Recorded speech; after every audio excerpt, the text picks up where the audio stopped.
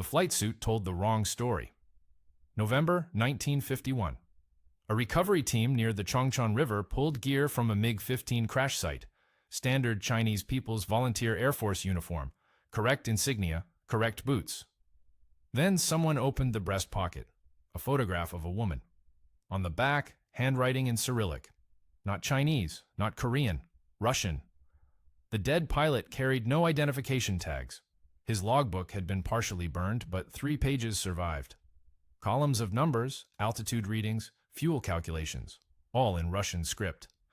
A pack of Belomorkanal cigarettes sat in the left cargo pocket, crushed, flat by the impact. Soviet manufacture only. 5th Air Force Intelligence at Kimpo ran the materials through translation within 48 hours. Major Wilbur Grubb, one of the debrief officers attached to the Far East Air Force's intelligence section, filed a report that used language you don't normally find in classified assessments. "We are not engaging Chinese aviators," he wrote.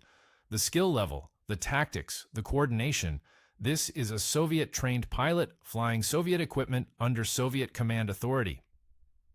The report flagged distribution to FEAF headquarters and Far East Command in Tokyo. Grubb wanted answers. What he got back amounted to a polite instruction to stop asking. This drives me up a wall.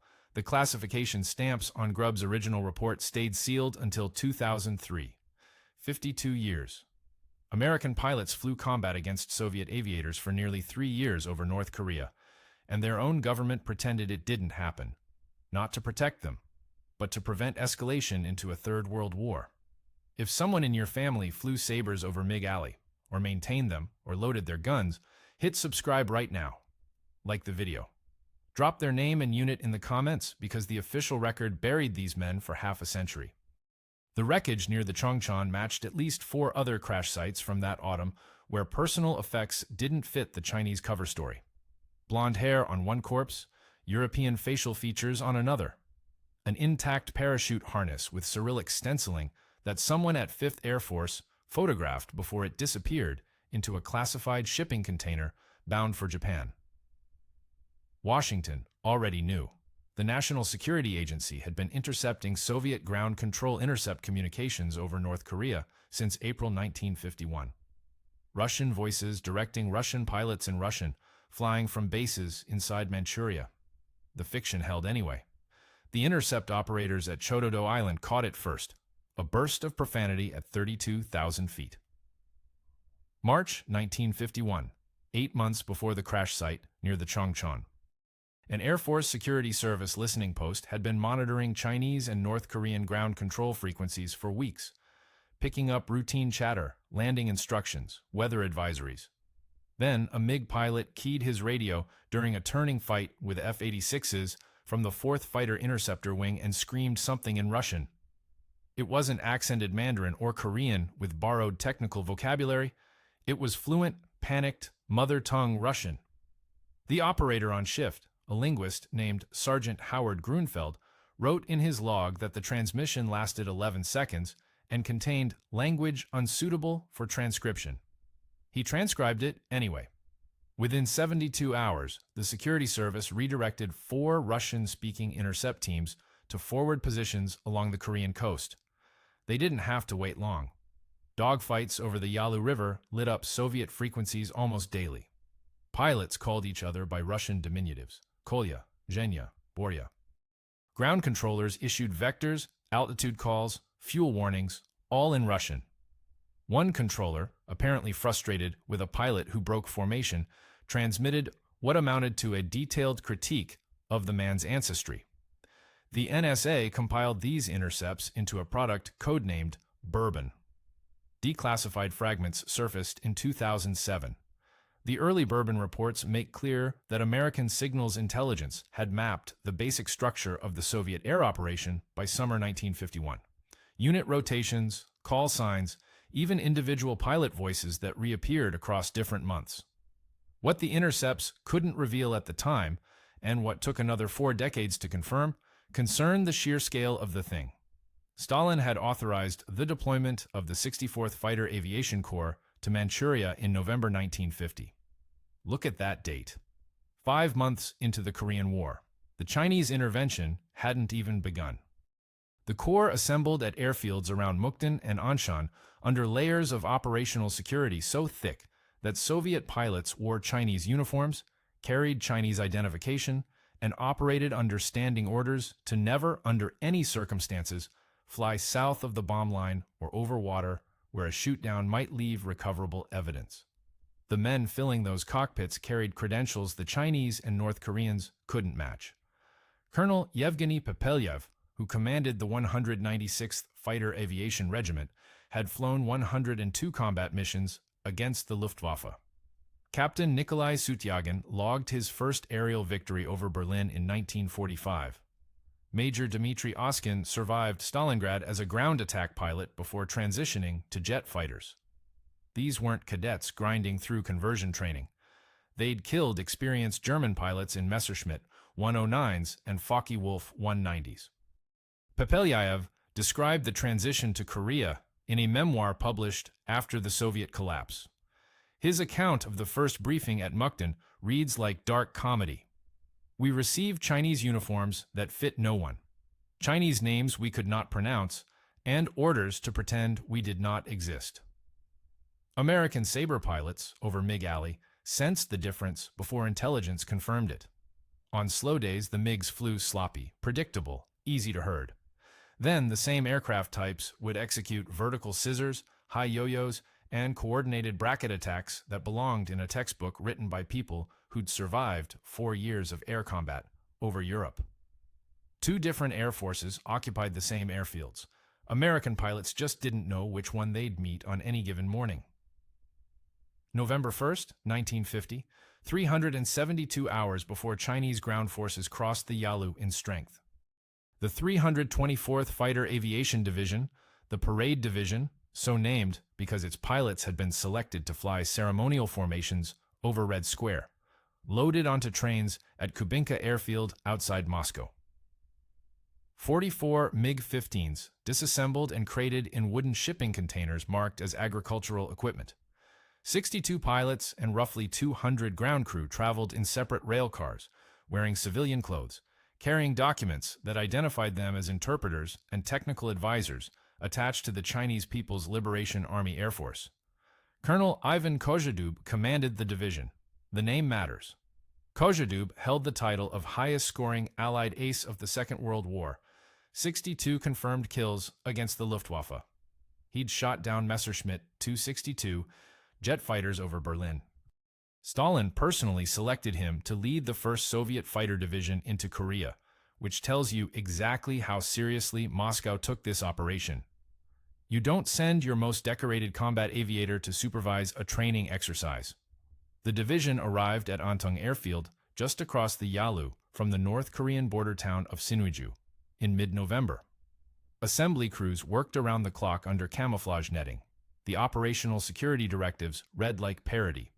Soviet pilots received laminated cards with Korean radio phrases, altitude calls, heading changes, fuel status.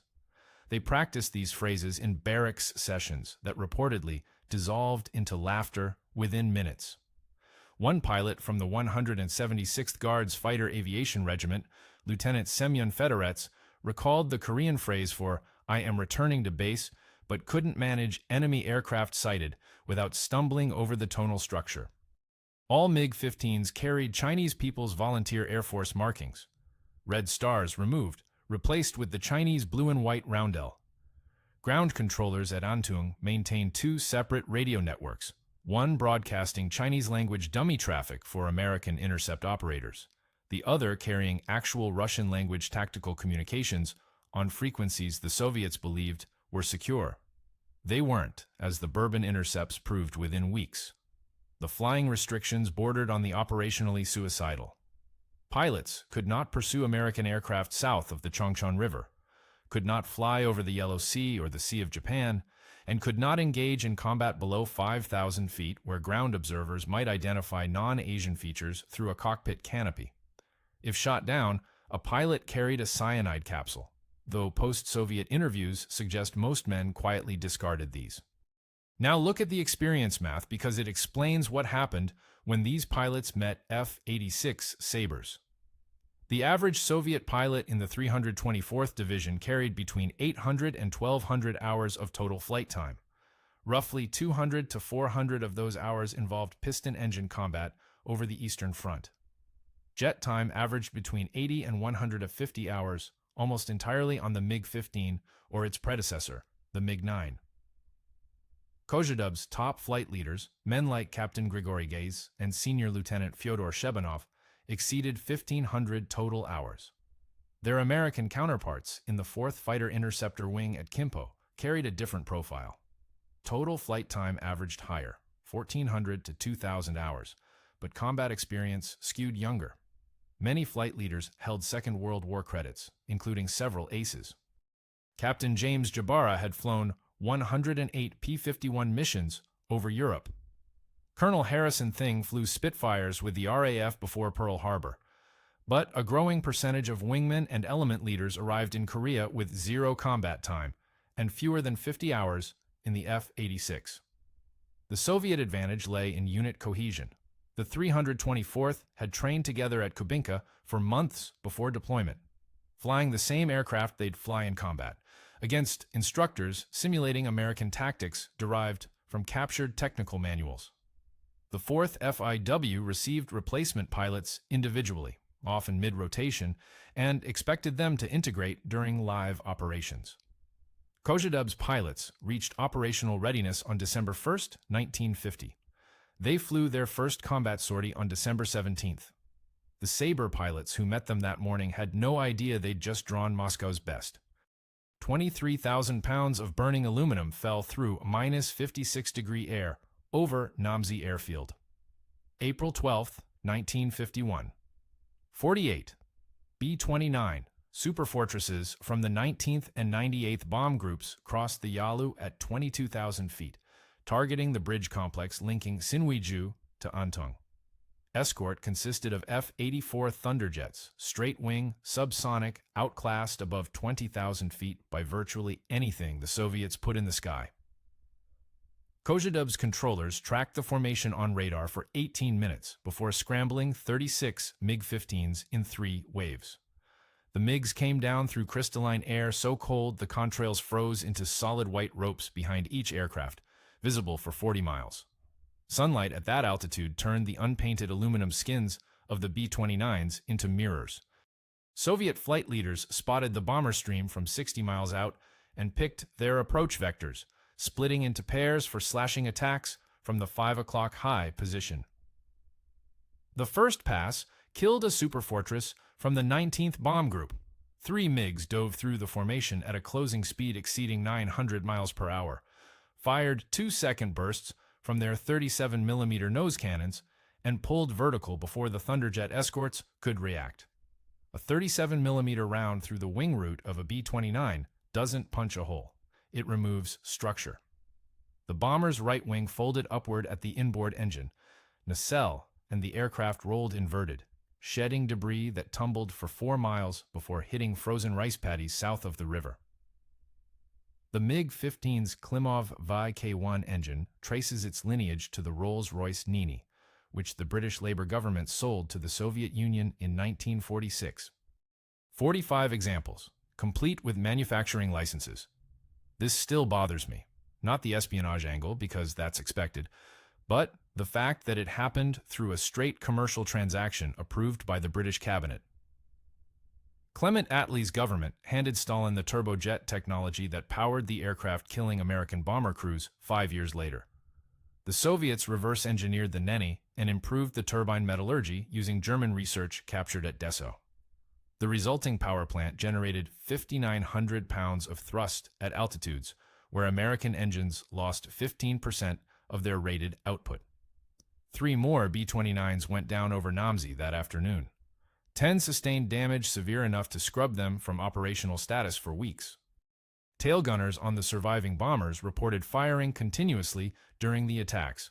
Their gun camera footage shows MiGs passing through defensive fire without apparent concern, rolling through streams of 50 caliber tracers that curved away in the thin air, ballistic arcs bending just enough to miss at those speeds.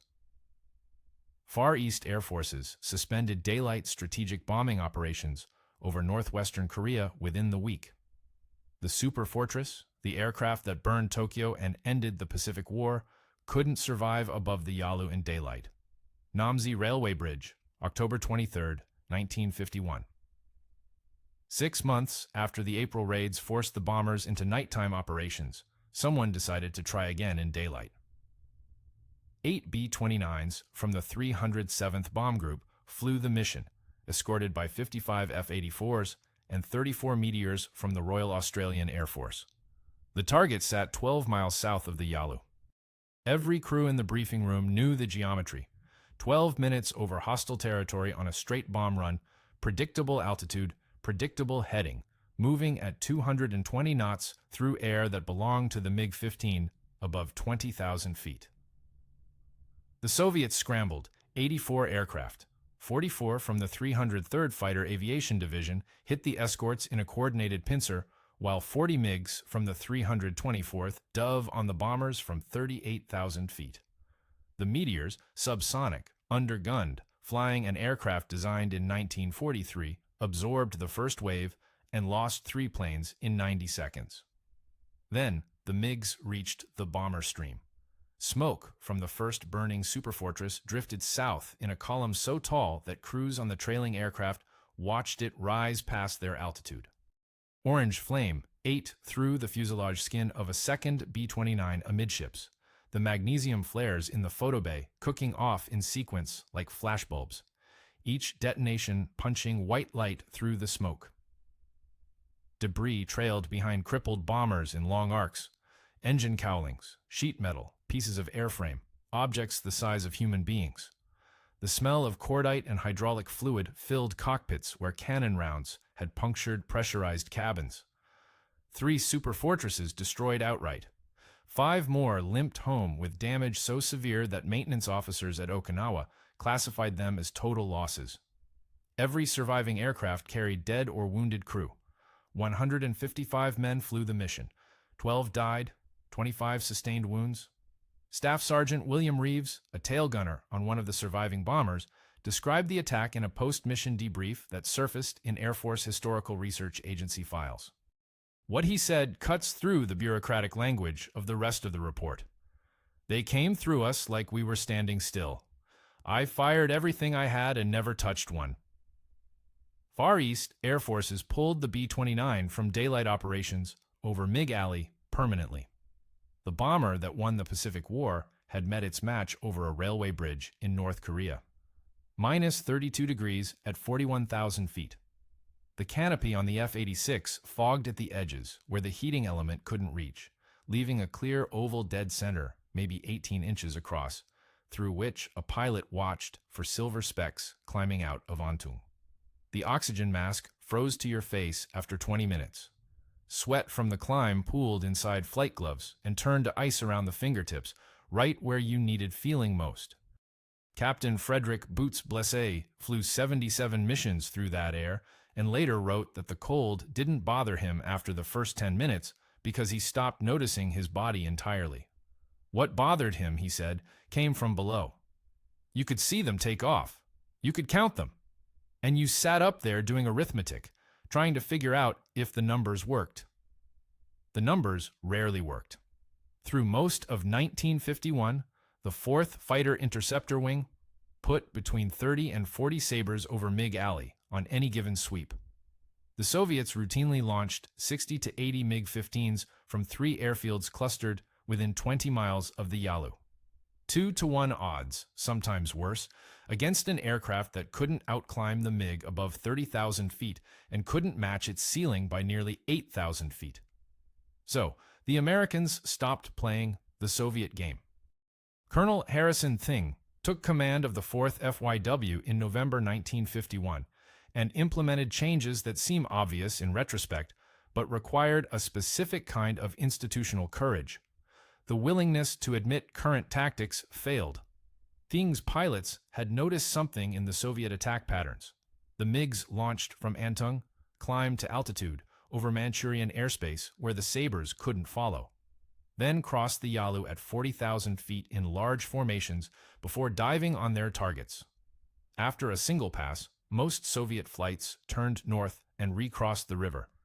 The bomb line restriction, that invisible leash Stalin wrapped around Kozhedub's pilots, meant the MiGs fought over a corridor roughly 60 miles deep and 30 miles wide. Every engagement happened in the same box of sky. Things stationed pairs of sabers at staggered altitudes along the Yalu, creating a layered screen that forced the MiGs to commit to their diving attacks through defended airspace. He moved the engagement south, baiting Soviet formations into pursuing F-86s that dropped altitude deliberately, pulling MiG pilots closer to the Chongchon River, where the leash ran out. A Soviet pilot chasing a Sabre at 15,000 feet near Anju faced a choice: break off and climb home through fuel-hungry afterburner, or press the attack into airspace where a second pair of Sabres waited at his 6 o'clock. The trap closed because the Soviets couldn't adapt fast enough. Their ground-controlled intercept doctrine required pilots to follow radar vectors from Unting, a system that worked brilliantly for coordinated attacks on predictable bomber formations, but collapsed against fluid fighter-versus-fighter combat where the situation changed every 8 seconds. American pilots flew under mission-type orders. Flight leaders made autonomous decisions. Wingmen communicated in shorthand developed through hundreds of hours of paired training. The Soviet system centralized authority in ground controllers who never saw what the pilots saw, who read positions off a radar scope while aircraft buffeted at the edge of high G-turns and Sabres at 10 o'clock low reversed without warning. Captain Manuel Pete Fernandez scored 14.5 kills between September 1952 and May 1953, using Thing's adapted tactics almost exclusively. His gun camera film from a March 1953 engagement shows a MiG-15 pulling a hard left brake at 28,000 feet, standard Soviet evasion, diving for the Yalu, and Fernandez following through a 6G barrel roll that put his Pipper on the MiG's tailpipe for exactly 1.8 seconds. The film shows hits walking up the fuselage from the tail to the cockpit area. Pieces of the MiG's horizontal stabilizer separate cleanly, spinning away like playing cards. The aircraft pitched nose down and entered a flat spin at 22,000 feet over the river. Fernandez landed at Kimpo with 9 rounds of 50 caliber ammunition remaining in his 6 guns. 9 rounds out of roughly 1,800. The kill ratios tell the rest. Declassified Soviet records from the Central Archive of the Ministry of Defense, opened partially in 1993, acknowledge 335 aircraft lost in Korean combat operations. American claims ran higher, as claims always do, but even the Soviet numbers, combined with American losses of 78 Sabres in air-to-air combat, yield a ratio better than 4-1. Against pilots flying comparable aircraft, against veterans of the Eastern Front. American training doctrine, decentralized decision-making, aggressive pair tactics, individual initiative within a shared framework, relentless adaptation in the field, beat a centralized system that produced skilled pilots but strangled them with ground control. Lieutenant Colonel George Jones sat in a fluorescent-lit debriefing room at Kimpo, 1953, scratching tick marks on a yellow legal pad, while gun camera film rattled through a projector behind him. 2 confirmed, 1 probable, 1 damaged. The film showed impacts on all 4 targets, but impacts and kills occupied different columns, and Jones knew the difference cost him accuracy bonuses and cost 5th Air Force its statistics. Every Air Force in history overcounts. The Americans claimed roughly 1,300 MiGs destroyed during the Korean War. Look at that number. 1,300. The 64th Fighter Aviation Corps, Kozhedub's outfit, the primary Soviet formation in theater from 1950 through 1953, lost 335 aircraft according to records pulled from the Central Archive of the Ministry of Defense in Moscow. Those files surfaced piecemeal through the 90s, translated by Russian aviation historians who had their own biases but no obvious motive to minimize losses. The discrepancy between 1,300 and 335 looks damning until you do the arithmetic properly.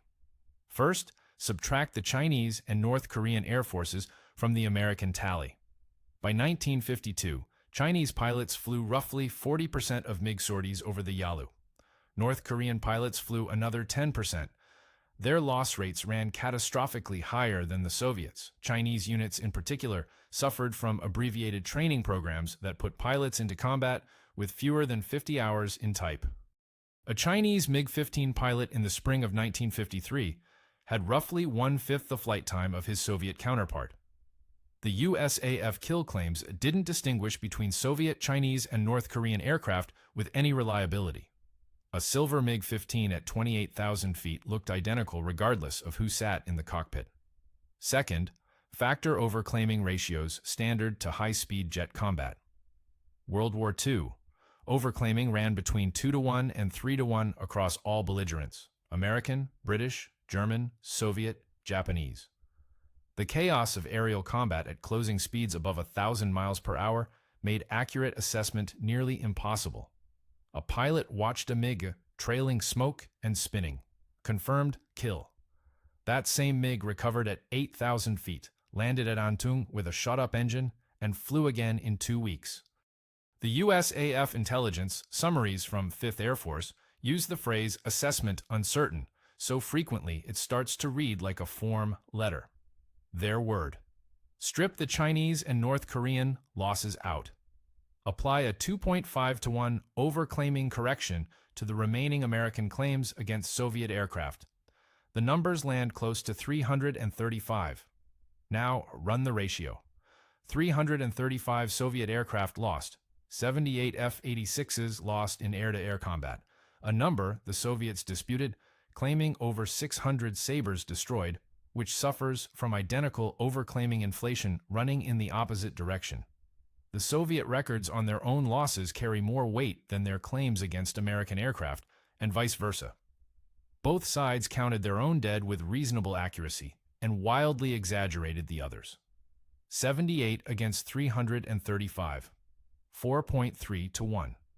Against an aircraft with superior climb rate, higher ceiling, heavier armament, against pilots averaging over 1,000 hours of combat flight time from the Great Patriotic War. The ratio holds even if you adjust American losses upward by 30% to account for Sabres written off from combat damage, a correction some historians apply, pushing the number closer to 100. That still yields 3.3 to 1. The Soviets acknowledged the disparity internally. A post-war assessment from the 64th 1AK headquarters, declassified in 2007, attributed losses primarily to insufficient coordination between ground control stations and flight leaders during dynamic engagements. The document runs 14 pages. It mentions American pilot quality exactly once, in a subordinate clause, almost as an afterthought. The single clause conceded more than the other 13 pages combined. Why hide it for 40 years? The war ended July 27, 1953, 10 a.m. Korean time. The last Soviet rotation, the 32nd Fighter Aviation Division, flew its final combat sortie 3 days earlier over the Suiho Reservoir. Lieutenant Antonov put 3 rounds into an F-86's wing root at 19,000 feet, watched it roll inverted and dive, claimed it as a kill. The gun camera film from that engagement sits in the Russian State Military Archive in Podolsk. Catalog number unclear. The indexing system changed twice since 1991, and the last researcher who cited it used a reference that no longer resolves. Moscow recalled its pilots through Vladivostok on transport aircraft with blacked-out windows. They landed at military airfields outside Moscow between August and October 1953. Each man signed a secrecy oath carrying a penalty of 15 years in a labor camp. Their service records listed Special Assignment, Far East Military District. No country name, no unit designation.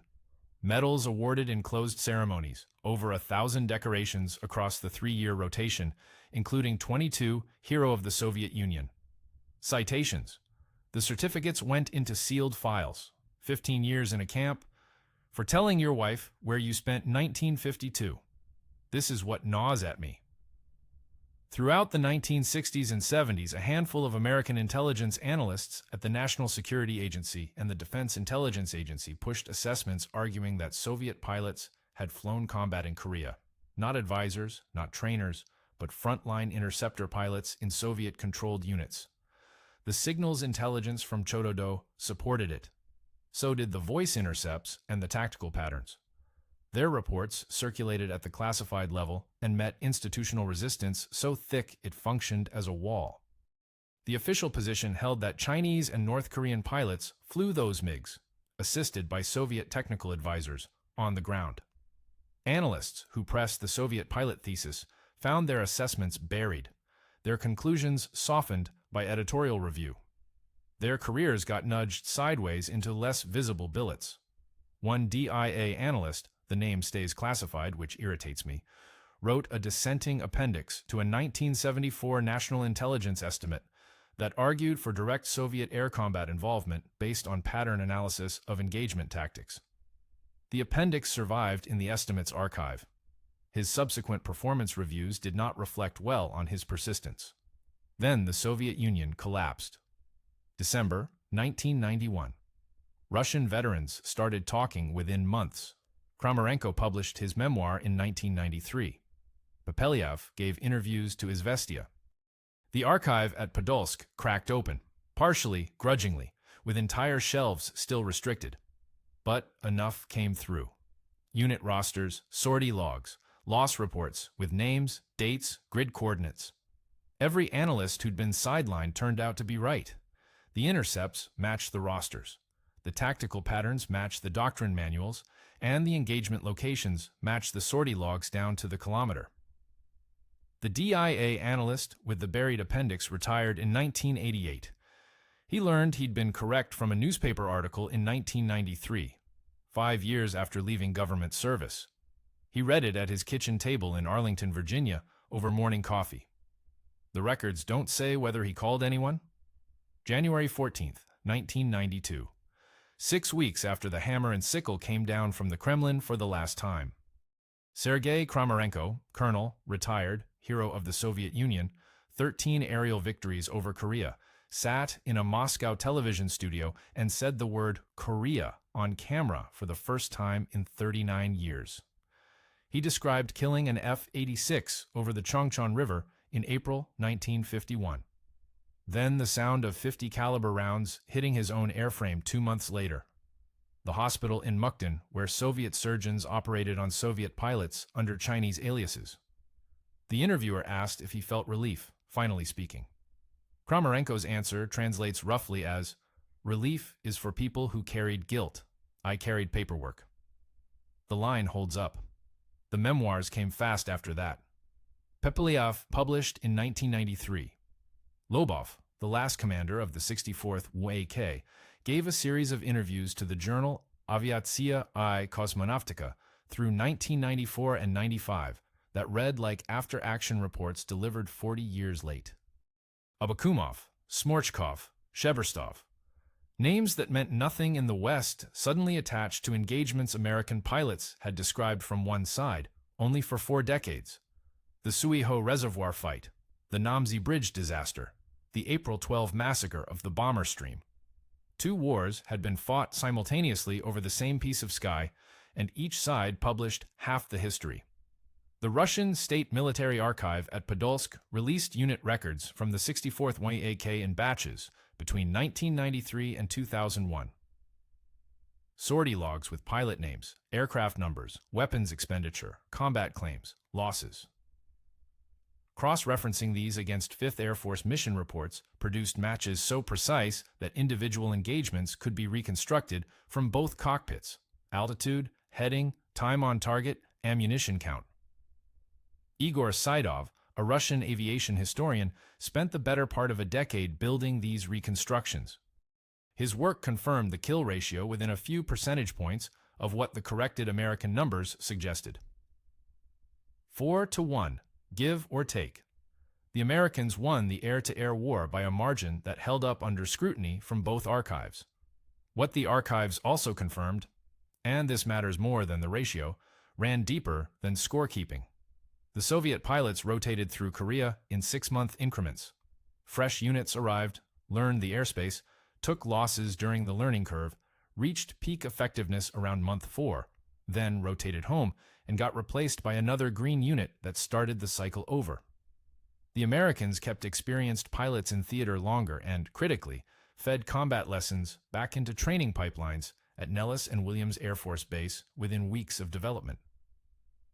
Things tactics from late 1951 appeared in revised fighter weapons school curricula by mid-1952. The Soviets filed their lessons in classified reports that circulated through Moscow's bureaucracy at the speed of carbon paper. Institutional learning velocity, boring phrase, won the air war. The entire Soviet participation in Korean air combat, 12 fighter aviation divisions, over 29,000 sorties, 335 aircraft lost, 120 pilots killed, eventually received a formal classification designation in the Russian military archive system.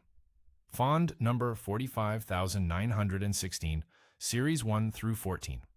14 series covering 3 years of secret war. The catalog entry at Podolsk lists the collection's subject line as Combat Activities of Soviet Aviation Units During the Rendering of International Assistance to the Korean People's Democratic Republic, 1950 through 1953. International Assistance. 29,000 combat sorties against American aircraft filed under International Assistance.